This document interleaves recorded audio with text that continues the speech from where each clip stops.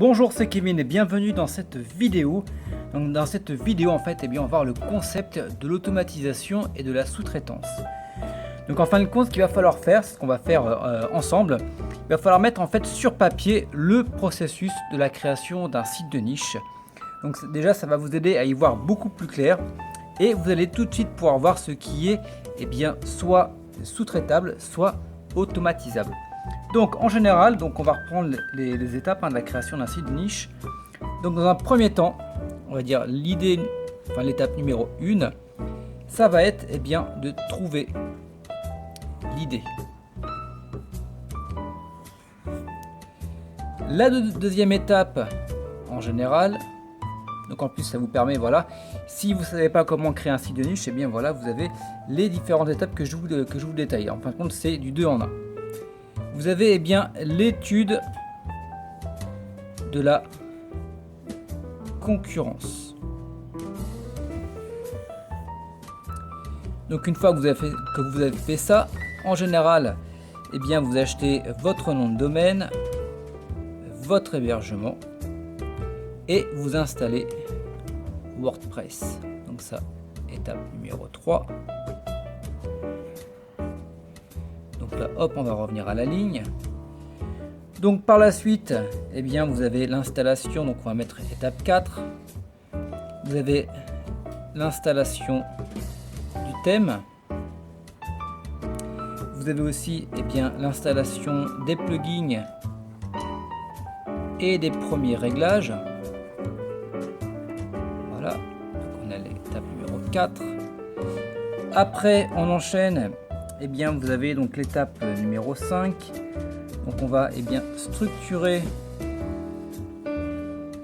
donc son site et ses articles.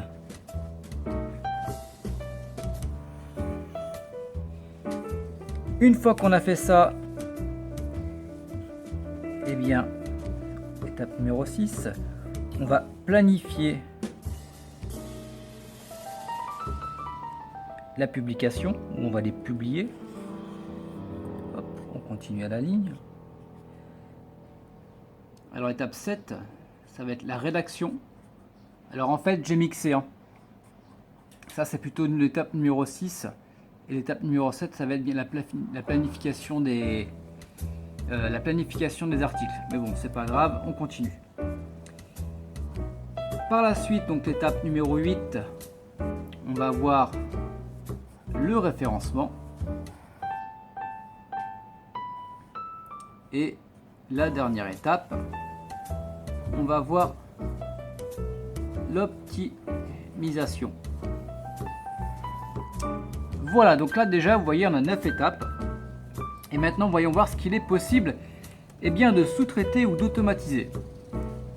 Donc généralement l'idée, ça vous le gardez pour vous. L'étude de la concurrence, vous gardez pour vous. Par contre, tout ce qui va être, tout ce qui va être hébergement, nom de domaine, je veux dire, ça serait dommage de le sous-traiter. Vous pouvez le faire, mais pour le peu de temps que ça prend, honnêtement, à partir du moment où vous avez bien trouvé l'idée, que vous avez bien, étudié la concurrence, généralement le nom de domaine, l'hébergement, ça se fait assez facilement. J'avais fait une vidéo. Voilà, ça, on va dire en 7 minutes, vous pouvez le faire par vous-même.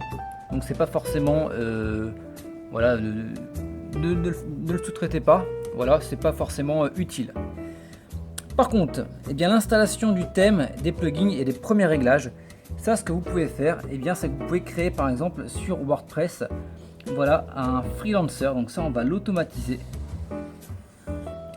Et le freelancer, en fin de compte, vous allez lui ouvrir par exemple un compte éditeur ou un compte administrateur sur votre site WordPress et vous allez lui donner par exemple une marche à suivre. À chaque fois qu'il y a un nouveau site, vous lui envoyez l'URL de connexion, ses identifiants et vous lui dites tu m'installes tel thème avec tel paramétrage, tu m'installes tel plugin avec tel paramétrage et tu me fais tel réglage.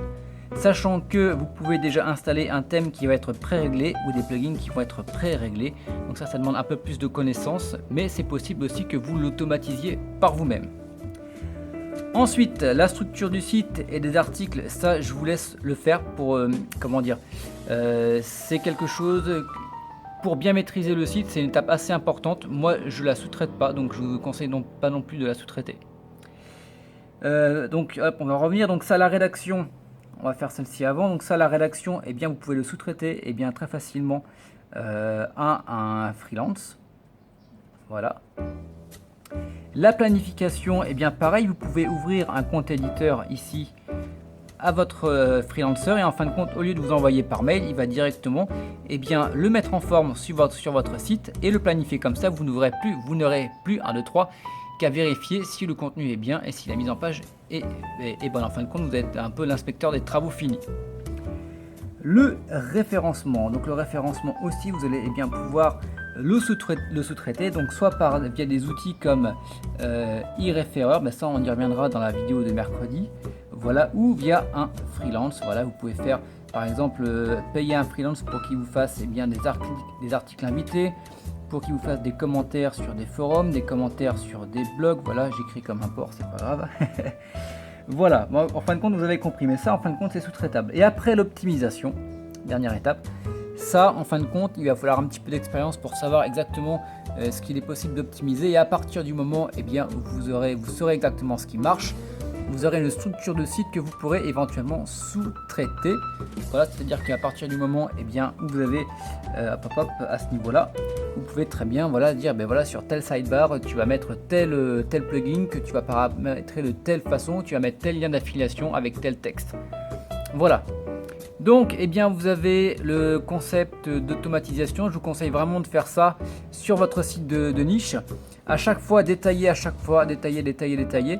Voilà, par exemple sur la structure du site, une fois que vous l'avez fait, il vous suffit simplement de créer un système et de l'envoyer toujours avec votre rédacteur ici.